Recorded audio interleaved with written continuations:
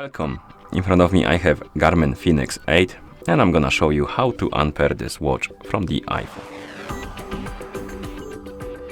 First thing we need to do is to open the Garmin Connect application on the iPhone that is paired with our watch. So let's tap on the icon to open the app. In the application you should see the home page. Now tap on the more icon to open the menu. Scroll down and find the Garmin devices and tap on it.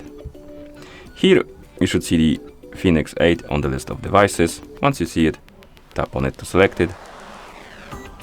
Then find this button in the top right corner and tap on it.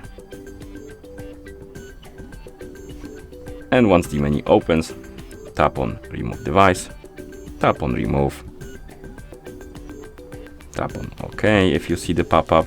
And if you see this pop-up, you can tap on settings and will redirect you to the settings, basically to the settings of the app, the Connect app. But we need to back to the main page of settings, tap on Bluetooth. You should see the Fenix 8 on the list of my devices, tap on the info icon next to it, tap on forget device and tap on forget device. And then you can close the app and the settings, and that's how you unpair this watch from the iPhone. Thank you for watching. If you found this video helpful, please consider subscribing to our channel and leaving a like on the video.